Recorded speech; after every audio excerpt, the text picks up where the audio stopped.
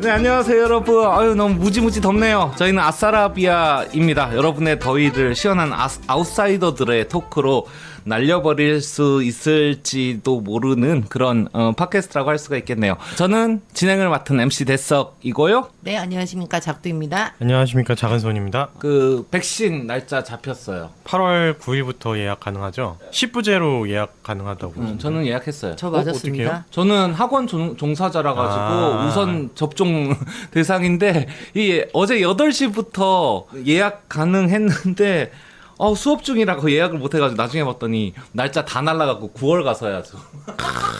역시 저보다 이제 뒤에 예약하시는 분들이 더 빨리 할 수 있을 것 같습니다. 요즘 또 확진자가 워낙 많이 나오고 있다 보니까 네. 사람들의 걱정이 그만큼 높아가지고 맞습니다. 빨리 이거 맞고 이 지긋지긋한 코로나 전국을 떨쳐버리자 뭐 이런 거 같은데, 아무튼 저는 그래서 모더나로 9월에 1차, 10월에 2차 미리 접종한다는 거, 우선 접종한다는 게 별로 소용이 없게 된 모양새입니다. 네, 저는 맞았습니다. 2차까지 다 네, 맞으셨죠? 2차까지 다 맞았습니다. 고생하셨다면서요? 네, 백신 맞은 여자야. 그리고 여기저기 자랑하고 다니고 있어요. 예, 첫날 자랑하고 다음날 바로 몸져 누우셨다고 들으셨는데. 네, 저는 이제 1차는 아스트라제네카 맞고 2차는 화이자를 맞았는데 오. 되게 아프더라고요. 저는 좀 아팠어요. 한 이틀 정도 고생을 했네요. 네. 그 지난번 예전 방송 때 1차 맞고도 들어 누웠었다고 그러죠. 제가 원래 감기도 잘 안 걸리는 사람인데 이상하게 이번에 이제 백신에는 이렇게 반응을 되게 잘하게 되더라고요. 그래서 한간에는 면역이 높은 사람이 백신을 걸렸을 때 이상 증후가 있다라는 이야기가 돌고 있는데 가짜 뉴스랍니다.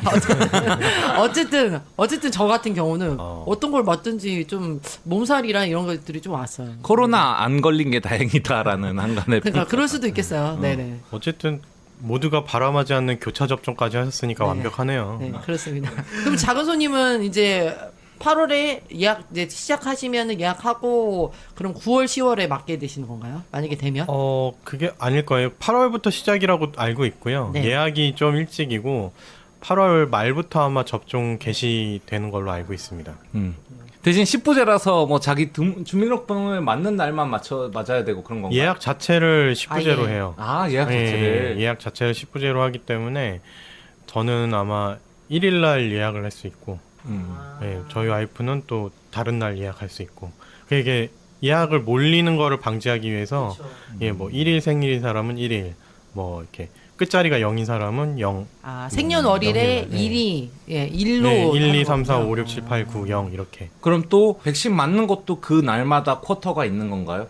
그렇지 않으면 그것까지는 다 먼저 예약한 사람이 다 차지해버리니까 불공평한 거 아니에요? 그거는 아마 수량이 있겠죠. 선착순 뭐 이렇게 정해놓은 게 있겠죠. 이렇게 그렇죠. 이날에 몇 명까지, 일번. 몇 명까지만 딱 해놓고, 왜냐면은 제일 먼저 날을 네. 0번이나 1번 때 다 해버리면은 그렇죠. 안 되잖아요. 난리가 날 거니까. 네. 그거에 대해서는 아무래도 수량을 좀 적용하지 않을까 싶어요. 이번에 50대 그 접종했을 때 이게 백신 예약 시스템이 막 이렇게 좀 대란이 났었잖아요. 네. 그래서 이제 50대 접종이 허용되면서 실제 이제 백신 예약을 하시는 분들은 자녀분들인 거예요. 그래서 열리자마자 이제 막 자녀분들이 막 하는데 그게 이제 그 백신 시스템에 허점이 있었대요. 그래서 한번 예약을 성공하면 그 다음 것도 할 수 있는 거예요. 그래서 이제 예약 성공한 사람들이 이제 주변 지인들한테 전화 돌려서 예약해주겠다 이러면서 이런 것들이 이제 좀 발견되고 했다고 하더라고요. 역시 그 세대군요. 티켓팅의 세대. 네, 굉장히 그 백신 예약이 어려웠었다. 열리자마자 마감되고 막 경쟁 치열하고 뭐 거의 뭐 진짜 말씀하신 대로 콘서트 티켓팅 같은 그런 느낌이었다고 하더라고요. 뭐 긍정적인 쪽으로 생각을 하도록 하겠습니다. 저 그리고 드디어 지원 영상 올렸습니다. 네, 쇼미더머니 마지막 날 지원 영상 올리신 거죠? 네. 네. 31일까지인데 31일 날 딱 가서 올렸어요. 그거 확인하고 싶진 않지만 어디 가면 있는 거예요. 예, 그 얘기하고 싶을까봐. MC 대석 유튜브 채널 들어가면 있습니다. 돈이 꽤 들었어요. 집이고 어디고 밖에서는 또 마스크 써야 되니까 녹음할 데가 없어가지고 모텔을 대실해가지고 네, 오늘은 올림픽 얘기죠? 15,000원 15,000원에 10시간 야놀자 티켓을 먹어서 2,000원 할인을 받고 간단하게 진짜 간단하게 MC 대석의 AS 하고 가도록 하죠. MC 대석의 AS. 예전에 광복회 변호사가 윤서희 씨를 고소했다, 명예훼손으로. 윤서인 씨가 했던 말은 친일파 후손이 저렇게 잘 사는 동안 독립운동가 후손은 뭘 한 거냐. 사실 알고 보면 100년 전에도 친일파는 굉장히 열심히 산 사람들이고 독립운동가들은 대충 살았던 사람 아니냐는데 이걸 가지고 고소를 했어요. 네, 저희가 그걸 가지고 얘기를 했었는데 뭐 제 의견은 그거였습니다. 이게 충분히 모욕적인 일이고 그리고 굉장히 온 국민을 분노케 한 일은 맞지만 법으로 풀 일은 아니다. 오히려 이거는 이쪽에서 고소를 하는 스탠스를 취하면서 그 스탠스로 의한 국민들의 지지, 호의 이런 것만 받아 챙기는 거지 사실 이게 법으로 해결된다면 그게 더 문제다. 뭐 저는 이런 식의 내용을 얘기했었는데요. 거기에 대한 업데이트가 있어가지고 실제 고소가 좀 이루어지긴 했는데요. 변호사님이 올린 글을 보니까 고소장을 경찰에 접수시키고 보니 이미 지난 1월에 누군가가 동일한 혐의 사실로 윤서인을 고발해서 피고발인 즉 윤서인 씨 조사까지 모두 끝났다는 사실을 알게 되었다. 누군가가 먼저 뭐 공익적인 고발을 했다는 거예요. 그래서 그쪽에서 이미 조사가 한참 이루어지고 막 조금 더 마무리 단계에 있는데 자기가 고소한 게 지금 와가지고 이게 합쳐져가지고 그냥 그쪽 경찰서에서 관할하게 돼서 좀 허탈한 마음을 금할 수 없다 이런 얘기였는데요. 그래서 뭐 보는 방법은 여러 가지가 있겠지만 제가 보기에는 이것도 좀 스탠스다.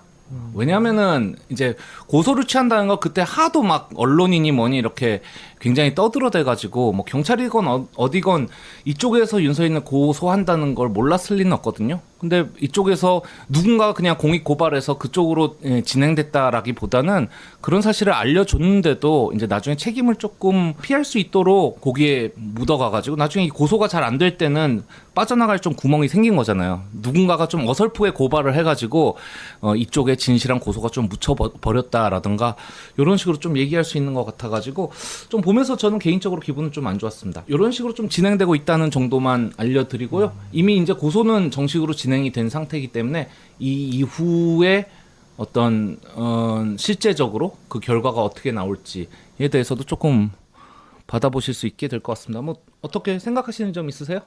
여기서 조금 하나 짚고 넘어가야 될 점이 하나 있는데요. 고소와 고발은 다른 겁니다. 다르죠. 제3자가 할 수 네. 있는 게 고발이니까. 고발은 형사 쪽이고요. 고소는 민사 형사 다 가능한 거고 제가 알기로는 이 변호사가 하는 고소는 민사 쪽의 성격이 강한 걸로 알고 있어요. 왜냐하면 그 당시 나왔던 말이 금융치료를 해야 된다. 돈을 좋아하는 인간이니 돈을 뺏어서 그거를 이제 인성을 치료해야 된다. 이런 식으로 얘기가 나와서 아마 민사 쪽으로 이제 고소인들을 모아서 뭐 양쪽 진행을 다 갔어요. 여기 보면은 윤서인에 대한 위자료 소장과 형사 고소장을 내가 직접 작성하는 등 신경을 썼다 해가지고 그럼 고소와 두 가지를 고발이 둘다 동시에 진행이 아니 형사. 고소와 고발이 아니라 네. 형사 고소와 민사 고소를 그렇군요. 광복회 측에서 동시에 들어간 거예요. 민형사상 다 했다는 얘기네요. 네, 민형사상 다 했는데 그쪽에 형사 쪽이 누군가가 고발을 먼저 해버리는 바람에 그쪽으로 합쳐져 버렸다. 좀 허탈하다. 뭐 그런 식으로 얘기를 하고 있어요. 일단 이런 얘기는 뉴스엔 안 나올 거니까 제가 여러분들 한번 중간 업데이트 차원에서 알려드렸습니다. 이제까지 MC 대석의 AS였습니다. 예, 저희 다시 돌아왔습니다. 저희 지금 녹음 시점은 도쿄 올림픽이 이제 중반을 넘어가지고 한창 진행되고 있는 중입니다. 올림픽에 대해서 저희가 크게 얘기를 안 했을 만큼 코로나 때 잠깐 올림픽까지 밀렸다 뭐 그런 식으로 얘기를 했는데 크게 화제가 되진 않았던 것 같은데요. 시작하기 전에는 뭐 지금은 어떻습니까? 여러분들 올림픽 경기 좀 잘 보고 계세요? 저는 관심이 없어서 잘 안 봅니다.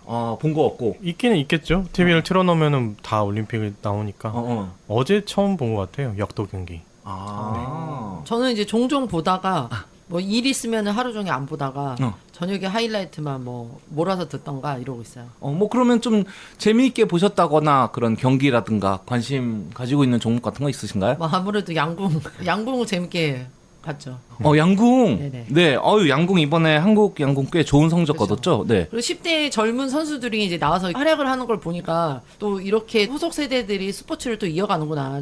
뭔가 뿌듯하기도 하고 어린 친구들이 어쨌든 나와서 되게 그 국제적인 무대에서 되게 이렇게 침착하게 경기를 치르는 모습을 보니까 참 멋지더라고요. 그래서 그런 생각을 많이 했어요. 네. 저는 안산 선수가 네. 이름이 안산이라서 뭔가 뿌듯했습니다. 저 진짜- 안산 출신이라. 전 정말 아니 저는 진짜 스포츠에 잘 모르잖아요. 사실 이게 참 그 어떻게 보면은 무식의 소치라고.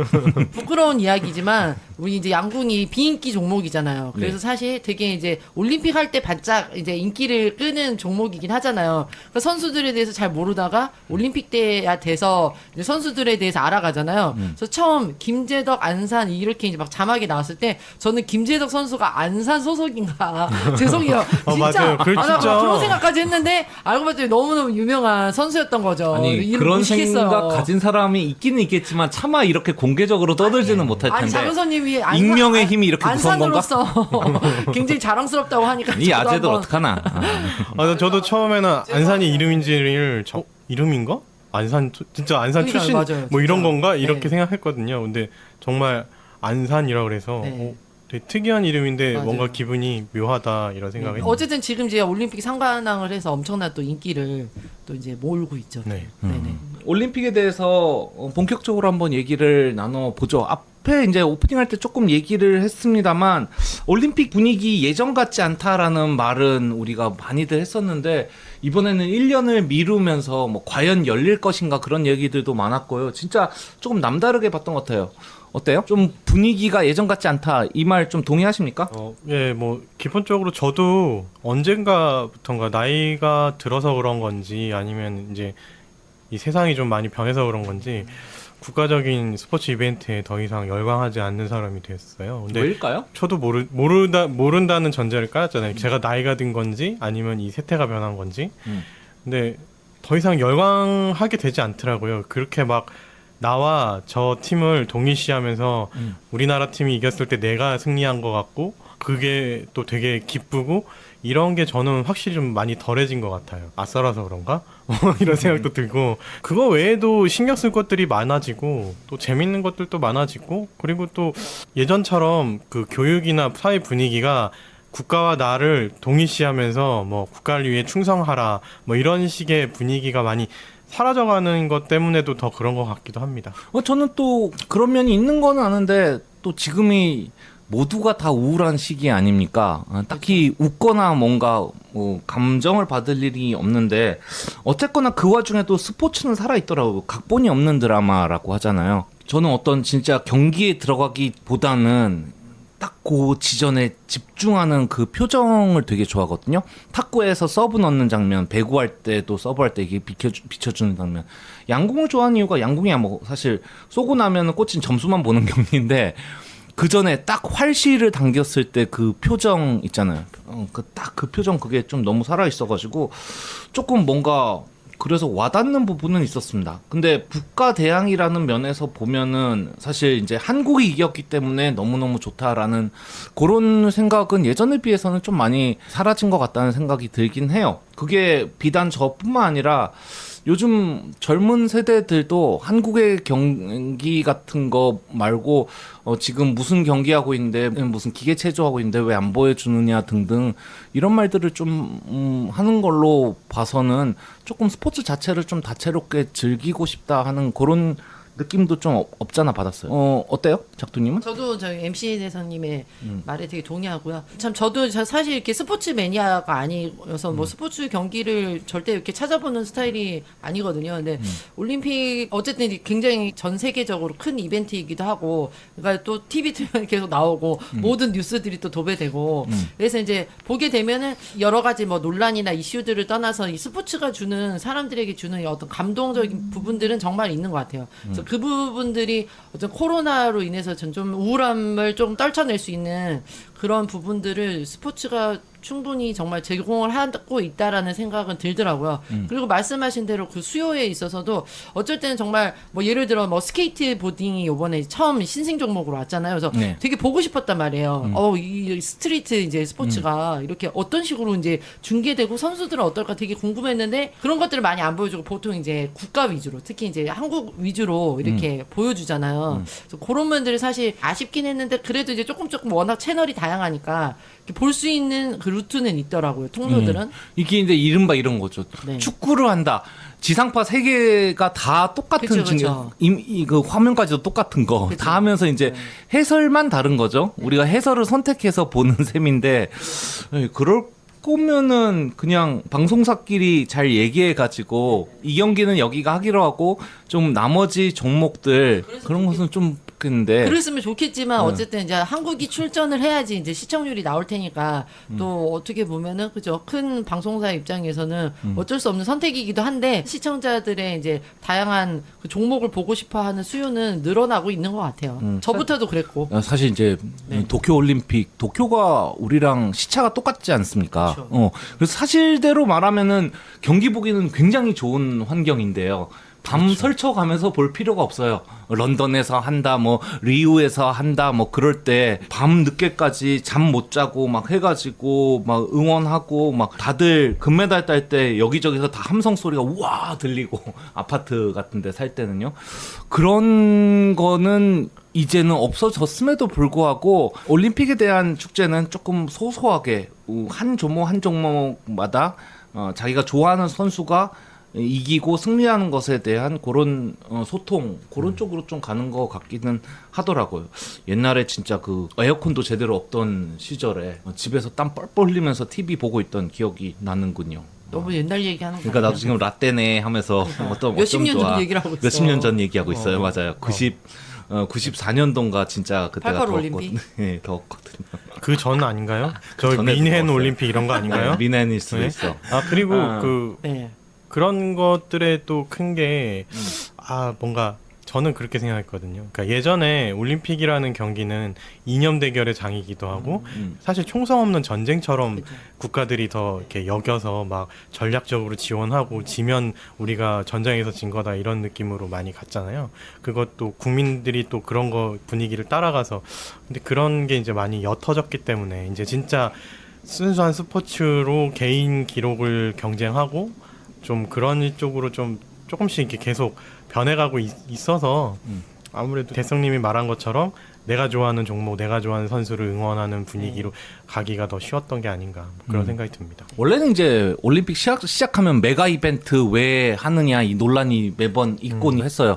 예전에 이제 뭐 그리스 올림픽이나 그럴 때 썼던 건물들이 지금 어떻게 폐허가 되고 안 쓰여지고 있는지를 보여주면서 뭐 국가적 부채라든가 뭐 그런 거 등등 보여줬었는데 이번엔 올림픽을 하냐 마냐 자체가 이제 그렇죠. 굉장히 큰 관건이 되니까 그 논란은 쏙 들어갔다라고요. 사실 우리나라에서 평창할 때 우리나라 내에서도 굉장히 말이 많았던 걸로 기억을 하는데 이번에는 진짜 할 수 있느냐 없느냐인데 모르겠어요. 이게 국가적으로 보면은 도쿄에서만 몇천 명 확진자가 나오는 판에 이걸 꼭 해야 되느냐 생각이 들다가도 몇 년을 연습해가지고 이제 전 세계가 보는 앞에 자신의 이제 기량을 선보일 수 있는 기회가 정말 이제 올림픽이잖아요. 선수들한테는.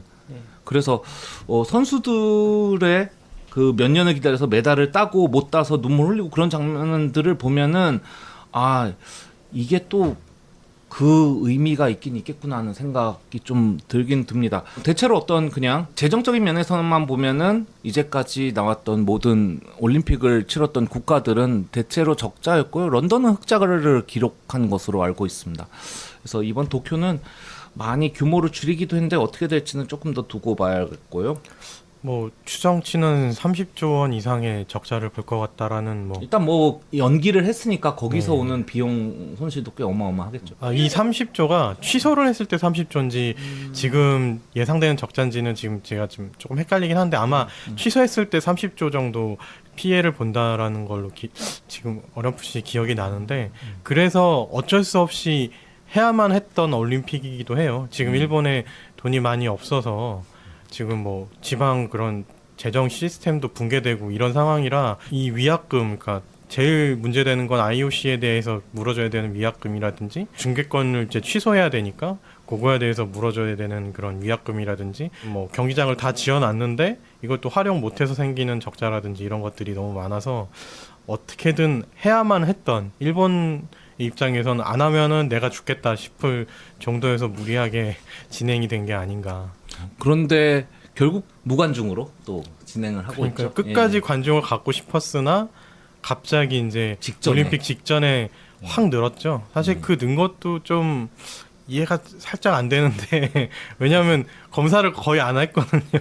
한국이 10분의 1 정도밖에 안 해서 줄여놨는데도 이렇게 늘었으니까 한국처럼 많이 했으면은 지금 하루에 한 10,000명 정도 나온다는데 거의 한 10만 명 수준으로 나오지 않을까 지금도.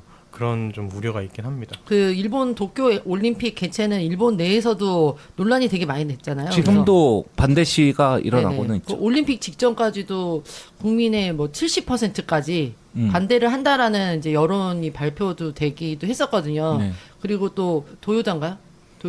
도요타 자동차 그 최대 그 일본 기업에서 스폰서? 최대 스폰 기업인데 우리의 이름을 널리 알리지 말라 해가지고 그것도 이제 그래서 초반에 이제 이런 분위기 속에서 열리긴 했는데 어쨌든 워낙 큰 이벤트다 보니까 그죠 관심은 갖고 또 일본인들도 그죠 열심히 이제 보고 있는 중이죠. 근데 아무튼 이게 취소되면은 뭐 몇십억이 든다고요? 30억 정도? 30조. 네. 근데 뭐 그 얘기는 또 뭐 BBC에서는 꼭 이게 이제 비용뿐만 아니라 취소하지 못하는 이유가 지금 이제 뭐 일본의 뭐 원전 이게 뭐 후쿠시마 막 이런 것들로 인해서 일본의 이미지가 폭망하고 있기 때문에 뭔가 다시 도약할 수 있는 기회를 또 이걸로 노렸다 이런 이야기도 또 분석에서 나오고 있긴 하더라고요. 분석이 아니라 그 일본 정부가 아예 슬로건으로 했어요. 일본 부흥이라고. 일본이 가장 행복했던 기억이 언제냐면 도쿄올림픽 그 전 도쿄올림픽이 64년도에 마지막 하계 올림픽을 개최를 했죠. 네. 그리고 그 뒤로 굉장한 발전을 이뤄서 나중에는 이제 미국을 위협할 정도의 두 번째 경제 대국이 됐던 향수가 너무 강하거든요, 일본은. 그래서 이번에 이제 너무 힘든 이 일본 사회라든지 경제라든지 이런 것 때문에 뭐 그런 향수를 자극하면서 우리 다시 한번 재도약하자. 후쿠시마도 극복하고 네네. 이런 식으로 사실 그게 말이 안 되지만 어쨌든 일본은 그렇게 추진을 했던 거예요. 국민의 70%가 반대하는데. 처음에는 찬성을 네. 했겠죠. 네. 어쨌든 여러 가지 네. 이유가 있겠죠. 예, 너무 좀 정치 쪽으로는 네. 들어가지 맙시다. 무관중 얘기가 나온 김에 이번 도쿄 올림픽 보면서 좀 특이하다 느꼈던 거 혹시 있으십니까? 무관중에서 특이한 점은 그런 게 있죠. 예를 들어 양궁에서 우리나라 남자 단체가 9점 이상을 쌓아야 맨 마지막 발 그래서 이기는 경기였는데 맨 마지막에 그 오진혁 사수가 딱 쏘고서 꽂히기도 전에 끝 이랬어요. 이게 딱 그대로 중계에 딱 들린 거야. 그래서 딱 10점에 꽂혀가지고 와, 그 금메달인데 그게 이게 들릴 소리가 아닌데 원래는 이건 멋있더라고요. 뭐 그런 신기한 거 얘기하면 되는 거야. 아니 그냥 특이한 거. 나는 양궁은 정말 대단한 것 같아요. 왜냐면은 그 해설하시는 분이 네. 그 뭐 리우 올림픽 금메달리스트인가요? 장혜진 씨, 예. 아니 선수들을 쏘면은 10점이네요. 그 관역 맞추기도 전에 미리 말을 하길래 진짜 대단하다. 자세만 보고 얘기를 하죠. 자세만 보고 알더라고요. 화살이 딱 쏴지. 예, 손이 떨어지는 그 순간 슈팅 순간만 보고 몇 점에 꽂힐지 대충 감 잡더라고요. 너무 국뽕에 사로잡혔네. 그리고 뭐였죠? 그래서 신기한 거예요? 아니면 인상에 남았던 장면이? 뭐 아무거나 좋습니다. 특이한 거 이번 올림픽에서 특이한 거라고 저는 사실 보면 돼. 보지는 못했지만 네. 아까 전에 이제 말했던 것처럼 10대 이제 올림픽 선수들이 굉장히 이제 활약을 했잖아요. 이런 이제 10대 선수들이 이제 나와서 하는 와중에 그 탁구에서 그 룩셈부르크 그러니까 중국 선수인데 기아한 룩셈부르크의 58세 탁구 선수와 우리나라의 신유빈 선수가 네네네. 같이 이제 탁구 경기를 벌였잖아요. 41살 차이라고 하더라고요. 니시아니안 선수입니다. 네네. 니시아니안. 그래서 저는 그 경기를 보지 못했는데 나중에 이제 뭐 이슈화 돼서 이제 다시 뭐 돌려보고 제 친정 아버지도 너무 그 경기가 인상이 너무 깊었다. 58세시고요. 네. 신유빈 씨는 17세라서 41세 나이 차가 나는 거죠. 그 경기가 참 인상 깊더라고요. 우리 이제 나라 입장에서는 신유빈 선수에 되게 집중하지만 58세의 나이에도 불구하고 어쨌든 계속 이제 훈련해 오면서 이렇게 세계적인 선수의 기량을 꾸준히 유지할 수 있었다는 것 자체만으로도 되게 멋있고 요런 41세의 차이가 나는 이 스포츠 경기가 일어날 수 있다라는 것 자체만으로 되게 재밌더라고요. 예, 뭐 그 니시아니안 같은 경우는 룩셈부르크로 가면서 룩셈부르크 자체는 그 탁구의 그런 것들이 많지 않으니까 거기서 계속 전성기를 넘어간 순간에도 할 수 있었던 거고 이번에 이제 우리나라 선수하고 경기를 진 후에 인터뷰를 했는데 인터뷰에 오늘의 나는 내일의 나보다 젊다. 지금 도전해야 된다라는 말을 남겨가지고 많은 사람들한테 또 나름대로 감동을 주었습니다. 우리나라 탁구 선수가 이제 장혜진 씨 같은 경우는 이번에 대표 선발점에 1점 차로 떨어져가지고 못 들어가서 해설진을 하고 있는 거란 말이에요. 아, 양궁 선수. 현역이에요, 현역. 기보배 선수도 사실 마찬가지고.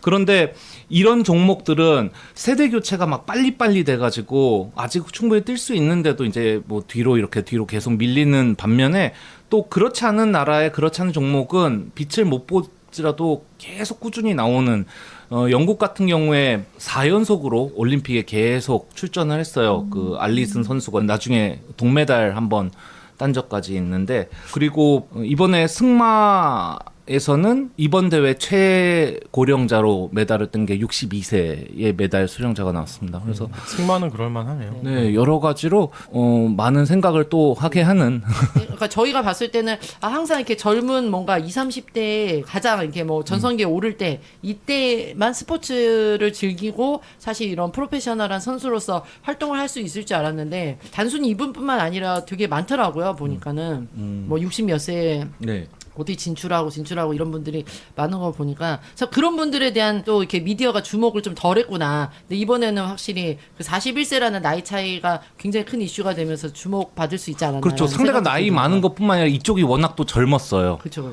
그래가지고 보면은 상대는 움직임을 많이 하지 않더라고요. 최소화해가지고 가만히 서가지고 탁구 치는 게 아니냐 할 정도로. 근데 상대의 이제 리듬을 뺏는다고 하죠. 굉장히 변칙적인 탁구를 쳐가지고 신유빈 씨도 고전했습니다. 2세트 내주고 막 이렇게 해서 간신히 이겼던 걸로 아는데 여러모로 신유빈 씨 같은 경우에는 이번에 또 폴란드랑 우리 단체 탁구 할 때는 상대가 한쪽 팔이 없었어요. 팔꿈치 아래부터가 이제 없었죠. 없었죠. 예, 서브할 때 어떻게 하나 보니까 이 팔꿈치 사이에 남은 팔이랑 겹쳐가지고 공을 올려놓고 튕겨서? 그렇게 튕겨가지고 하더라고요. 좀 다양한 탁구의 모습들이 있다는 거를 좀 보여준 모습이 아니었나 좀 그런 생각도 들더라고요. 지금 니샤니안 선수 얘기 나와서 말인데 귀하 선수들이 굉장히 눈에 띄었던 네. 또 올림픽입니다. 뭐 늘 그랬지만 탁구 같은 경우는 중국이 워낙 강하다 보니까 중국에서 대표팀 못 따는 순간 옮겨간다거나 뭐 그런 경우들도 꽤 많았던 걸로 기억을 합니다. 우리나라 양궁처럼 그렇게 되는 거죠. 우리나라 양궁 그렇죠. 같은 경우에 이번에 하세가와 렌 선수하고 붙었었는데요. 하세가와 렌 선수가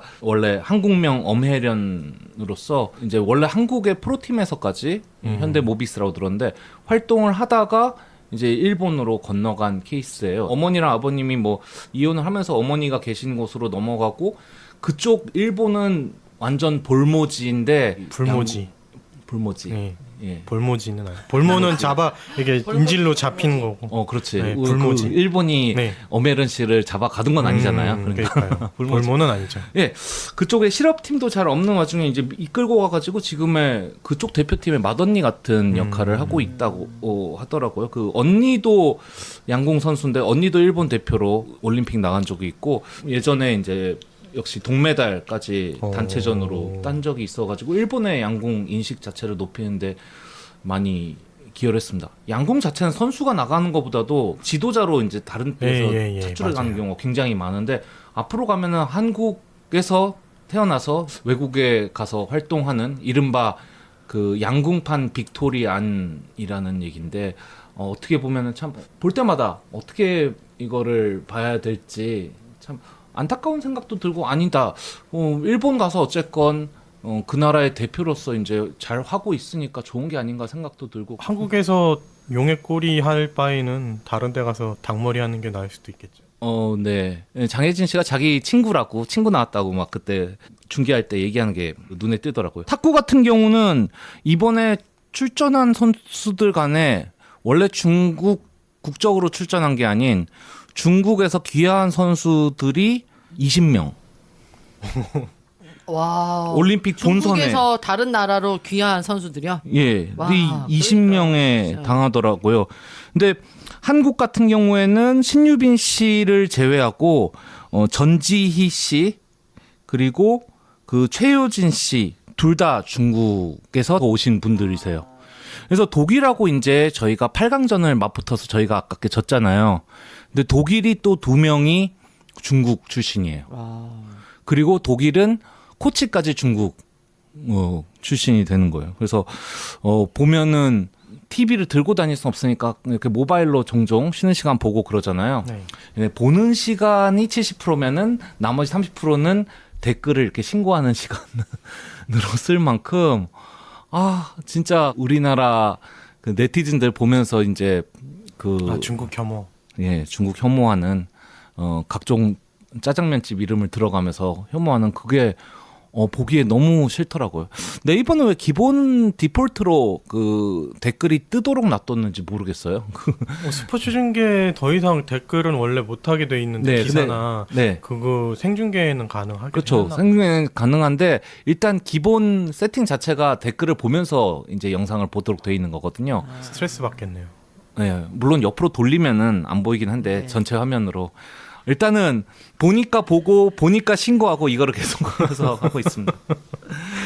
귀하 선수가 굉장히 많아지고 있습니다. 뭐 어떻게 생각하시는 바 있으세요? 귀하 선수라는 거 자체에 대해서? 저도 이제 뭐 잘난 척 막 신고를 하고는 있지만 뭐 안철수 선수 러시아 대표로 안철수가 아니죠. 안철수가 순간 스케이트 타는 모습을 상상했어요. 그 안현수 씨가 러시아 대표로 뛴대라든가 하세가렌이 원래 한국 선수의 말 들었을 때 저도 기분이 조금 거시기하기 뭔가 알지 못할 좀 움찔하는 게 있긴 했는데 기아 선수에 대해서 특별히 뭐 어떤 생각 가져보신 적 있어요?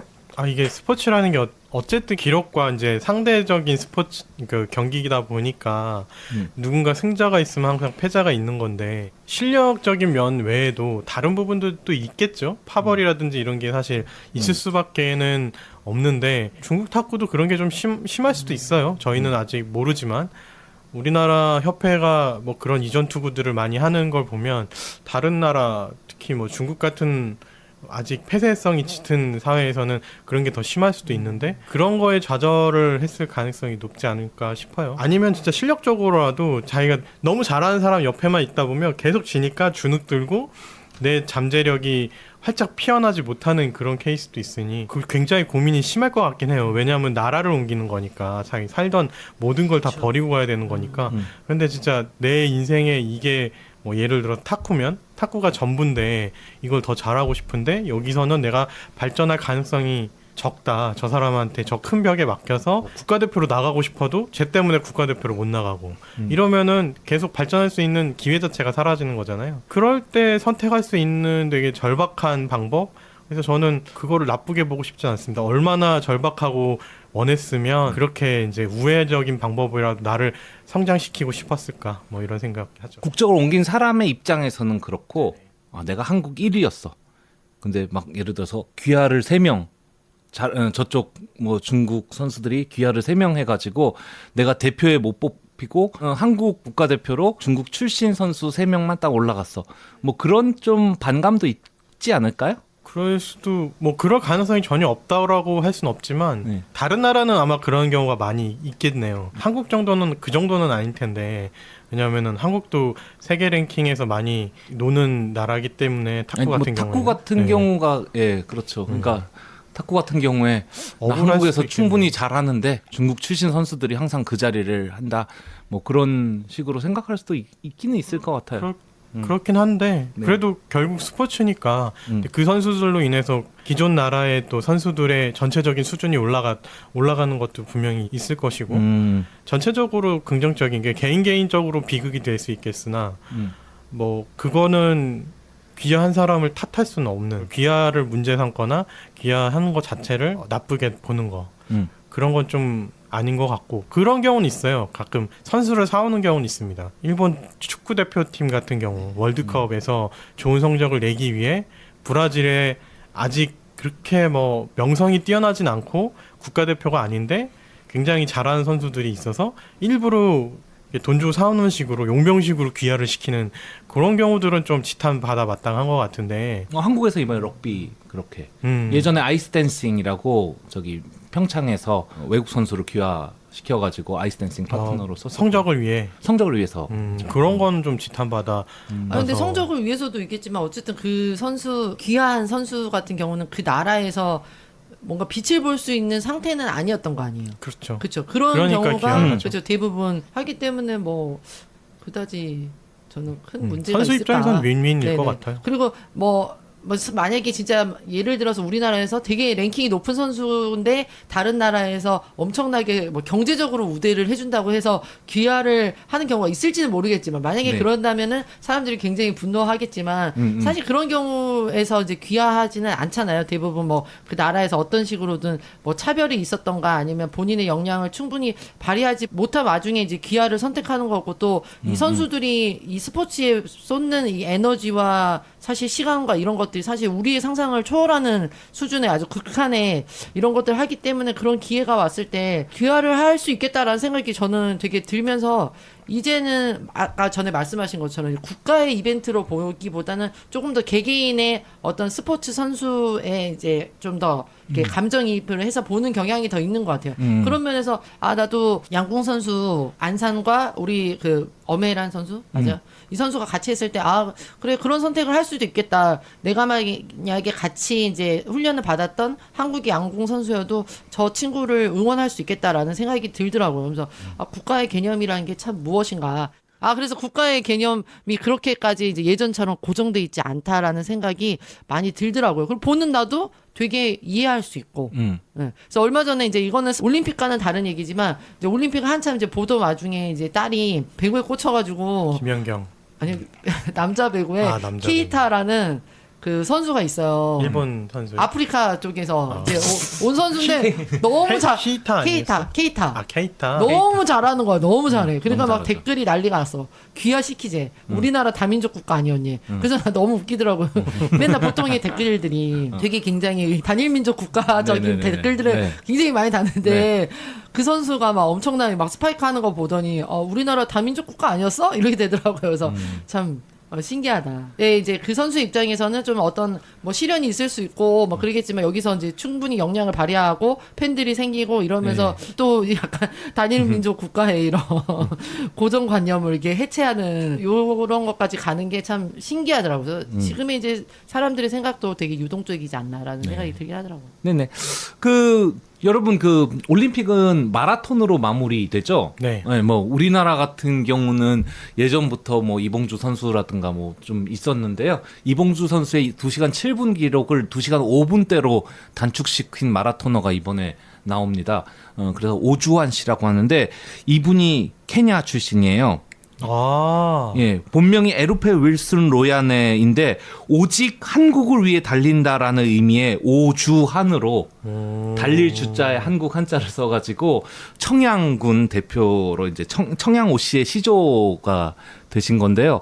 이분이 이제 저희로서는 되게 마지막을 올림픽의 마지막으로 나오는 한국 선수가 되는 되게 뭔가 되게 좀 재밌네요. 상징적이네요. 뭔가 되게 상징적이죠. 꼭 우리나라뿐만 아니라 이게 사실 케냐란 나라 자체가 되게 육상에 되게 이 선두 국가잖아요. 네. 케냐가 그 마라톤 강국이에요. 그렇죠. 예, 고지대에 위치하다 보니까 폐활량들이 좋아서 맞아요. 육상 경기 단거리, 장거리도 거의 뭐 케냐 선수들이 많이 또 진출하고 이러는데 이 선수가 다른 국가로 기하를 해서 마라톤의 마지막 끝을 장식한다는 게 대단해요. 이거 기사 엄청 쏟아지겠네요. 다시 말했던 이 국가의 개념이라는 게 도대체 또 무엇인가 이런 것까지 또 확장될 수 있는 네, 그렇죠. 굉장히 좀 재미있는 광경이 될 것 같습니다. 그러네요. 그 오주환 선수도 열심히 해주시길 바라고요. 저희도 좀 관심 있게 쳐다보도록 하겠습니다. 과연 그것이 뭐 국가가 기록을 위해서 안돼 마라톤 국가의 자존심이하고 뭐 스카이우트를 해온 건지 아니면은 개인이 어떻게 한국을 위해서 이렇게 한국이란 나라에 관심을 쏟고 뭐 그렇게 해서 혹은 개인의 일신을 위해서 그렇게 한 건지 자세한 이야기도 아마 그때 가서 좀 더 알려질 것 같은데요. 일단은 응원하는 마음으로 바라보도록 하겠습니다. 저도 관심이 좀 생기네요. 네, 그 귀하 선수의 이제 트랜스젠더 얘긴데요. 성전환 선수의 허가는 2004년도부터 있어 왔어요. 근데 이제까지 재밌는 게 이제까지는 단 한 명도 내가 성전환한 선수다를 알리고 아주 공개적으로 알리고 참가한 경우가 아예 없습니다. 그냥 남자요, 여자요, 그냥 이렇게 해가지고 남자 종목, 여자 종목 했는데 만인이 알고 있는 어떤 그런 공개적인 트랜스젠더는 아예 올림픽에 참가를 엄두를 못 냈었는데 이번에는 드디어 있어요. 이번에 이미 역도 나온 선수 3번 다 실패를 해가지고 인상에서 실패해서 용상에 참가조차도 못하긴 했는데 원래 역도 선수였다가 107kg급 역도 선수였다가 여성으로 하면서 87kg 이상급으로 도전을 한 로렐 허버드 선수.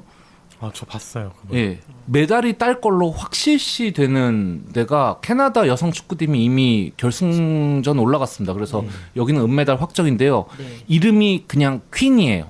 성도 없고 그냥 이름으로 퀸, QUINN을 쓰고요. 이 자체가 어떤 LGBT성을 좀 상징한다고 생각을 합니다.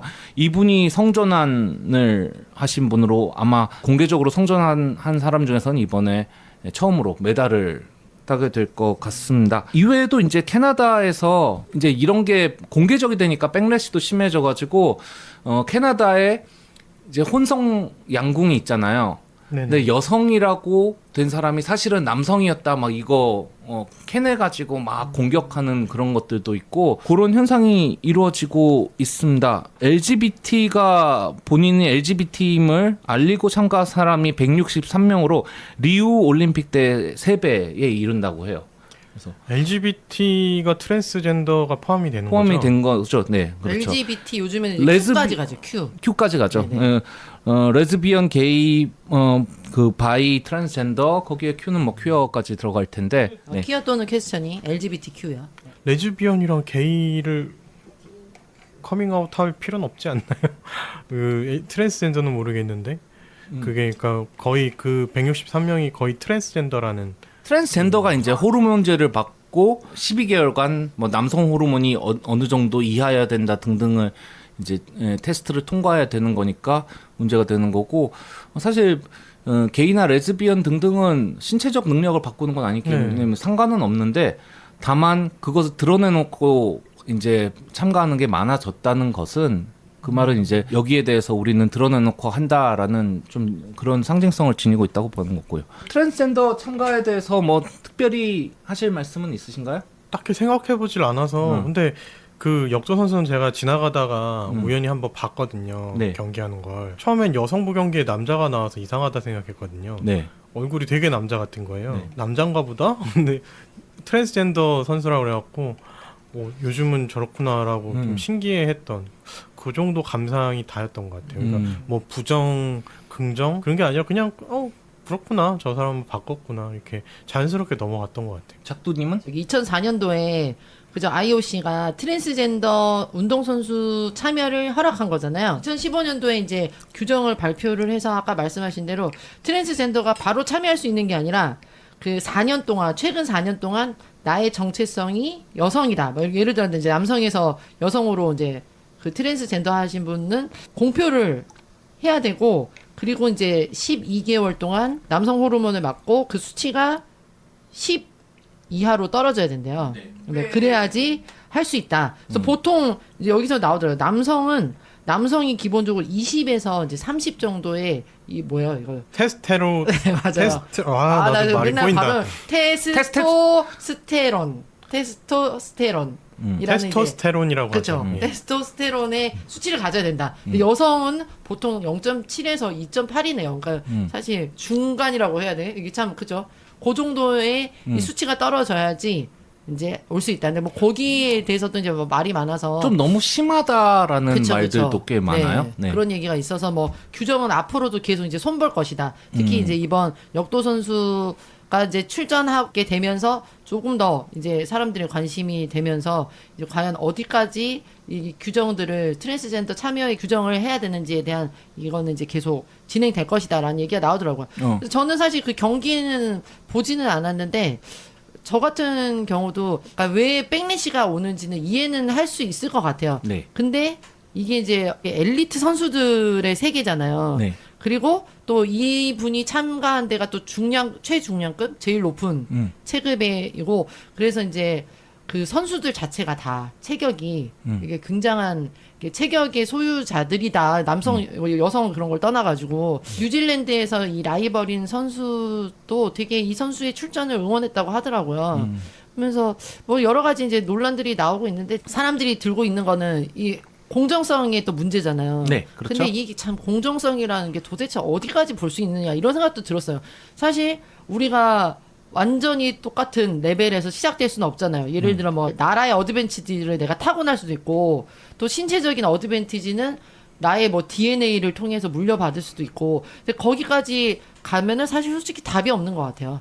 그래서 이제 그런 면에서 공정성을 따지는 거는 조금 너무 나간 것 같고 반대편의 의견 좀 골자를 얘기하자면은 뭐 그 남성과 여성을 결정하는 호르몬은 그 조절이 가능하지만 억제제라든가 이런 수술 같은 걸 통해 가지고 어쨌건 이미 성인이 돼 가지고 생겨난 신장이라든가 골격이라든가 근육량이라든가 이런 것들은 그대로기 때문에 굉장히 키가 큰 남자 선수가 여성으로 성전환을 해서 농구를 한다면은 그 키 자체가 굉장한 어드밴티지가 될 수 있고 이건 사실 여성 선수들한테 불합리한 게 아니겠느냐 뭐 이런 식으로 얘기가 나오는데 사실 말씀하신 게 맞습니다. 이게 하루 이틀 된 얘기는 꽤 오래된 얘기고 뭐 여전히 논란이 있는 얘기긴 한데 IOC 입장은 좀 확고한 것 같아요. 그래서 앞으로도 계속 이제 나는 트랜스젠더다를 드러내놓고 한쪽 성별을 골라서 경기하는 경우가 좀 있게 될 것 같고요.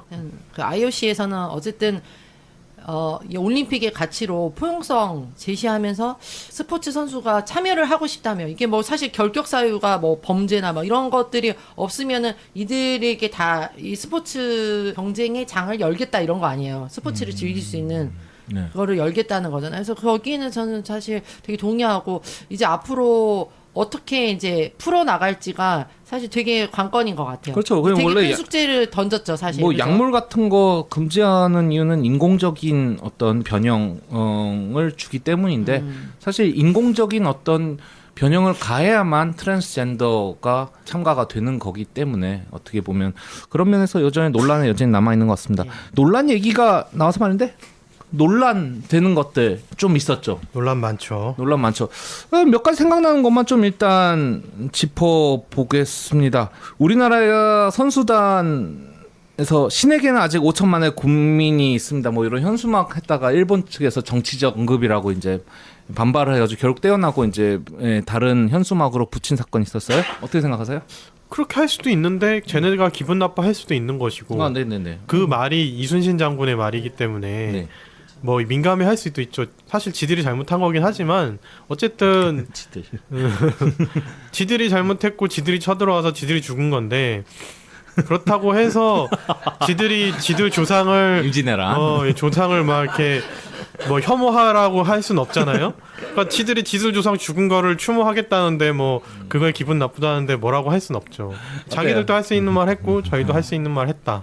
아니, 그러니까 뭐 논란될 게 있나 이런 이게 생각. 좀 한일의 이제 되게 미묘한 이게 정치 상황이잖아요. 어쨌든 뭐 네. 옳고 그름을 떠나가지고 네. 그래서 이제 IOC에서 이제 내리라고 하고 또 한국 측에서는 그럼 일장기 금지해라 그래가지고 일장기를 금지했다라는 얘기가 있더라고요. 일장기가 아니라 일장기가 우길승천기 아닌가요? 우길승천기 얘기, 우길기 얘기겠죠. 내가 일장기라고 했어요. 네. 우길기. 우길기 얘기. 우길기를 응원기로 사용하는 걸 금지했는데 일장기는 어차피 뭐 일장기인데. 아 죄송해요. 저기 무관중으로 할 건데 뭐 효력은 없다 하지만 네. 어쨌든 그렇게 해서 뭐 어쨌든 최소한 맞바꾸기는 했다. 뭐 이런 얘기가 나오고 있더라고요. 저도 이거는 안 하는 게 맞았다.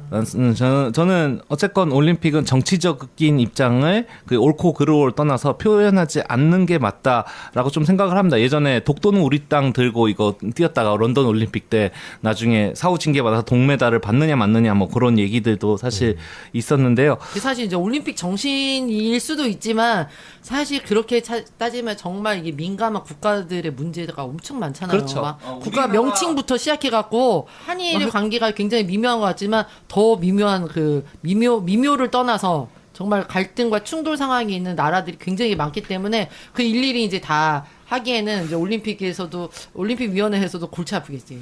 그런 생각도 드네요. 근데 기본적으로 IOC가 네. 돈 있는 나라들한테 좌지우지 많이 되고요. 특히 일본이랑도 가깝다는 건 모두가 알고 있습니다. 그래서 이런 그 한일 문제, 정치적인 문제가 이슈화가 될 때는 거의 일본 편을 많이 좀 드는 편이긴 해요. 그거는 주지의 사실입니다. 이거는 뭐 좀 논란할 거리가 없고 IOC가 그쪽 편이긴 하고 우리나라가 약간 한번 이렇게 툭 건드려 본 거겠죠. 예. 아니 뭐 그 사실 어떻게 해도 한일전은 엄청난 또 긴장과 압박 이번에 그 여자 배구 보는데 예, 그게 장난이 아니더라고. 그 관객이 하나도 없어도 느껴져요. 근데 이겨야 한다. 굳이 얘네는 꺾어야 된다. 이거. 굳이 이순신 장군의 말을 거기에 써보실 필요는 없었다는 게 제 생각이고요. 이번에 또 레이븐 손더스라고 여성 투포한 선수가 시상대에서 이 머리 위 X자 막 그 흑인들로서 이제 자기네들 블랙 라이브스 매러. 네네 블랙 라이브스 매러와 예전에 비욘세가 이거 슈퍼볼 공연 때 해가지고 굉장히 화제가 됐었는데요. 그거 해가지고 IOC가 또 거기에 대해서 조사 들어간다고 합니다. 정치적인 언급 하고 싶은 자리겠지만 많이 보는 자리에서 사실 또 스포츠는 스포츠대로 놔두고 싶은 좀 소망이 있는 것도 사실입니다. 네, 급식 문제 뭐 그런 거 얘기하셨죠. 이제 한국 선수단에 최적화된 이제 음식을 대접하기 위해서 우리가 급식 센터를 운영하고 있고요. 우리나라만 하는 건 아니고 미국은 이미 우리나라가 하기 전부터 굉장히 오래 전부터 그렇게 진행을 해오고 있다고 하는데 그거에 대해서 지금 일본이 올림픽 실패에 대한 핑계거리를 찾기 위한 트집을 잡고 있다고 해야죠. 그러니까 한국이 이렇게 운영을 하면서 이 후쿠시마산 식자재에 대한 안전성에 대해서 이제 의문을 제기해서 모든 사람들이 이런 거에 대해서 이제 불안감을 가지게 되어서 뭐 일본 올림픽이 흥행이 잘 안 되고 뭐 전체적으로 좀 침체돼 있다 이런 말도 안 되는 이상한 트집을 잡고 있는 상황 이런 논란거리도 좀 있더라고요. 급식 같은 경우에는 우리 안으로 들어오지 못하니까 그 밖에서 도시락 형태로 안으로 네네. 들여보내고 있고 배급되는 음식을 먹고 싶지 않은 사람들이 이제 할 수 있도록 무조건 먹지 마라 하는 건 아니고 그 정도의 이제 저걸 두고 있다고 하고요. 일본 현지 농수산물 가지고 거기서 만드는 걸로 알고 있습니다. 제가 알기로는 현지인데 이 의도적으로 후쿠시마산 농산물을 많이 쓰는 식으로 얘기를 하더라고요. 그래서 후쿠시마산 일본이 좀 특이한 게 후쿠시마에 이제 방사능 이제 원전이 터져서 방사능이 다 오염됐고 지금은 이제 사람들을 다시 돌려보냈거든요. 다시 살라고 안전하다고 이제 홍보를 하면서 근데 정작 주민들은 그렇게 생각하고 있는 것 같진 않은데 그래서 하는 운동이 뭐냐면 후쿠시마산 농산물을 먹어서 응원하자라고 하거든요. 그거를 왜 자기들만 하면 되지 왜 다른 나라에서 그 올림픽을 위해서 진짜 열심히 노력해서 준비해온 사람들한테 그걸 왜 먹이려고 하는지 좀 그게 너무 이해가 안 돼요. 그러니까 뭐 했어도 후쿠시마산은 좀 제외하고 했어야 된다 뭐 그런 네, 반드시 그런 거에 대한 기준을 마련해서 모든 걸 더 제외하고 정말 모두가 안전하고 정말 그 믿고 먹을 수 있을 만한 그런 퀄리티의 음식을 제공을 했어야 되는데 왜 자기들이 후쿠시마산 먹어서 응원하자라는 그 슬로건을 왜 다른 나라 사람들한테까지 강제로 적용시켜서 그 선택권을 뺏는 건지 그거를 피하고 싶은 나라가 식센터를 운영한다 그러면 그거에 대해서 막 트집을 잡고 근데 결국은 그건 또 한국만 그러고 미국에 대해서는 이런 방구 하지도 못하잖아요. 그러니까 이게 너무 이율배반적인 일본의 태도가 저는 그게 굉장히 못마땅하더라고요.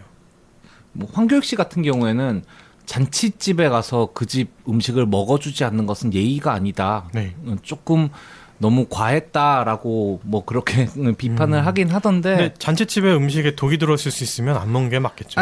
뭐 모르겠습니다. 뭐 저는 어느 정도 안전을 체크는 했을 거라고 생각하고 방사능에 대한 우려가 전 세계적으로 있다면 그것도 검사는 했을 거라고 생각하는데 우리 측에서도 그거 먹으면 안 돼 강요한 건 아니고 선수들한테 선택권을 준 거고 네. 그것을 위해서 추가적으로 비용을 들인 거니까 거기는 뭐 우리나라가 좀 가깝기도 하고 우리가 그렇게 할 수 있는 이권 정도로 좀 보고 수 있을 것 같아요.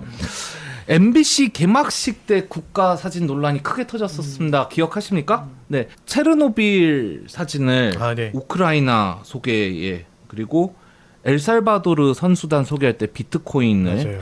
네, 어처구니 없죠. 그 IT 등장하는데 폭동 사진을 썼어요. 대통령이 예, 암살당하고 암살당하고 정말 무슨 생각인 건지 모르겠는데 그냥 나라에 대한 소개를 나무위키 같은 데서 긁어왔다라고 밖에는 볼 수 없는 뭔가 것 구글에서 이미지 검색한 뒤에 그냥 가져온 게 아닐까. 제일 먼저 뜨는 사진 그럴 수 그냥 있죠. 이렇게 갖고 왔나 싶을 정도의 누가 그 얘기를 하더라고요. 그 체르노빌 한국을 세월호라고 표현을 해도 되겠느냐. 네, 이렇게 이제 한국으로 귀화한 러시아 방송인이 그렇게 분노를 했었죠. 네, 그래서 한국 북이 등장할 때 그런 식으로 하면은 되겠느냐라고 해서 아니 뭐 이런 정도로 어이없게 뭐 터져 나올 정도로 방송국이 그 정도의 시스템이 없나 싶네요. 이게 아무튼 좀 저는 그 쌀것 MBC 얘기를 또 좀 추가하자면은 MBC 저는 초반에 재밌게 봤어요. 어쨌든 어디 거를 막 볼까 하다가 뭐 여러 저런 정보들 나오고 하길래 비록 그 하면서 입장하는 선수들의 얼굴들을 많이 가리긴 했지만 이제 이거 보면서 세계 여행이나 가자 하는 심정으로 집안에서 이제 골방에서 이렇게 보긴 했는데 볼 때 못 느꼈어요? 저는 이제 그런 저기 뭐지 중간중간에 몇 개만 보고 그거는 이제 다는 못 봤고요. 워낙 이제 시간이 길다 보니까. 근데 보다가 나중에 이제 논란 터질 수도 있겠다라는 생각은 들기는 들었죠. 그래서 저는 이제 그 시도 자체는 좋았으나 이 나라를 바라보는 거에 대한 감수성이 아직 되게 부족하구나. 어쨌든 메인 방송국 아니에요. 그럼에도 불구하고 하여튼 그런 게 되게 부족하구나. 이걸 감수성 얘기하면은 이거는 많이 완화한 거고 이거 미친 거지. 아니 우크라이나 하면서 체르노빌 사진 쓰는데 그거를 통과시켜 놓으면은 그러니까 그만큼 부족한 거지. 밑에 말단이 잘못해도 있지 이거는 상식이 없는 거지 상식이. 그냥 외주 준 거 아니에요? 그냥 외주 줘서 그런 거 같은데. 아니, 드라마는 외주를 줘도 내 생각에 그냥 예능으로 봤어. 예능으로 꾸며놓으면은 그 우리나라 투표 방송 하듯이 예능으로 꾸며놓으면은 좀 더 잘 보겠지 해가지고 실제로 조금 더 잘 그러니까 봤잖아요. 막 노력은 했어. 보니까 막 코로나 예방률도 그때 되게 웃겼어. 하여튼 뭐 예방 접종률을 0. 접종률 0. 왜 0인데 왜 보여주는 거야 도대체? 지금은 어쨌든 이 다국가 시대고 세계적이고 진짜 뭐 우리가 맨날 그러잖아요. 코로나로 인해서 다 연결돼 있는 거 확인했다. 그런데 정작 이 세상을 전 세계를 바라보는 시선은 굉장히 한국적인 거에 머물러 있는 거죠. 한국에서는 왜냐면 그게 큰 이슈니까 편협한 시각 속에 있을 수밖에 없는 게 상징적이라는 거죠. 그런 MBC에서 한 MBC 네. 이거 듣고 계시면 새겨 들으세요. 거기 몇 명 잘라야 돼. 내 생각에는 거기 그 지금 제정신 아닌 사람들이 몇 명 있어요. 내가 이 멘트가 잘릴 것 같아요. 올림픽 아직 끝은 안 났습니다만 또 여러모로 굉장히 많은 것을 그 텅 빈 경기장에서 그나마 환호를 해주는 상대팀 스태프들까지 우리 선수들 할 때 막 환호를 해주고 하는 그런 노력들이 좀 보이는 것이더라고요. 맞아. 나중에 보면은 어찌 보면 이 하나밖에 없는 이번 올림픽이 많은 의미로 회자될 것 같습니다. 마지막 그 하고 싶은 말씀 한마디씩 하고 정리를 하도록 할게요. 어떤 분의 이제 칼럼인가 거기서 이제 그런 얘기가 나오더라고요. 이게 피드의 공동체다. 그래서 예전에는 이 네이션이라는 국가의 공동체로서 스포츠를 즐겼다면 이제는 그 SNS 세계 속에서 누군가의 선수의 팬심 아니면은 그 선수의 팬이 아니더라도 그 선수가 보여준 어떤 가치 있잖아요. 뭐 예를 들어 그 고령의 선수가 왔는데 이제는 신유빈만 응원하지 않는 거지. 그 선수도 응원하고 이제 뭐 예를 들어 한국 배구와 일본 배구가 이렇게 열심히 했는데 김연경에 대해서 물론 더 응원을 하긴 하겠지만 일본 선수에 대해서도 되게 열심히 너무 잘 싸웠다. 그러니까 이런 식으로 이제 가지 않나. 이제 이런 이야기들을 하는 게 좀 되게 와닿더라고요. 거기서 이제 뭐 PD의 공동체 어쨌든 이 SNS에서는 좀 국가 공동체와는 다른 것들이 이제 펼쳐진다. 이제 이런 거였는데 좀 어떤 면에서 그런 방식으로 우리가 가고 있지 않나라는 생각이 들긴 하더라고요. 작은 손님? 네, 저는 사실 뭐 올림픽에 그렇게 큰 관심이 없었어요. 그 언제부턴가 그랬다고 말씀을 드렸지만, 근데 이제 요거를 좀 준비하고 생각을 해보면서 조금씩 관심이 생기긴 하는데 어쨌든 잘 끝났으면 좋겠습니다. 뭐 이상 없이. 그리고 끝난 이후에도 그 선수들의 몸에 이상이 없고 도쿄 올림픽으로 인해서 나중에 또 뭔가가 뭐 발생을 했다거나 저는 그게 제일 좀 걱정이 되긴 하는데 그런 일이 진짜 부디 없었으면 좋겠고 자신과 국가를 위해서 열심히 노력하고 싸워준 그 모두의 노력에 보답 받을 수 있는 그런 올림픽이 됐으면 좋겠고 보답도 받으면서 계속 평생 건강하고 행복하게 살아야 될 것 같아요. 예, 그래서 그것만 바라고 있습니다. 잘 끝나길. 타임아웃 때 비로소 우리는 선수들의 말 이런 거를 좀 들을 수 있잖아요. 김연경 씨가 이제 모였을 때 지고 있는 경에서 잘 좀 하자, 잘하자 이렇게 막 굉장히 막 하는 거기에서 기합을 넣고. 네, 별말이 아니었는데 그 사람의 태도나 이 목소리나 눈빛이나 이런 데서 느껴지는 간절함이 있거든요. 스포츠라는 게 정말 매력은 있구나. 평소에 잘 못 느꼈지만 그런 모든 감정이 하나 되고 거기에 폭발되는 순간들 사실 올림픽이라는 게 이래서 의미는 있구나 하는 걸 조금 몇 번 느끼긴 느꼈습니다. 마지막까지 제가 볼 수 있는 경기들은 좀 보아가면서 좀 나중에 한 번 더 느낀 것들을 한번 정리할 수 있으면 하도록 할 테고요. 저희 선수들뿐만 아니라 모든 사람들, 거기 참여했던 모든 스태프들, 심판진들, 모든 분들의 건강을 기원합니다. 오늘 아싸라비아는 올림픽 이모저모를 한번 다뤄봤고요. 다음 시간에 또 재밌는 이야기로 만나 뵙도록 하겠습니다. 감사합니다. 감사합니다.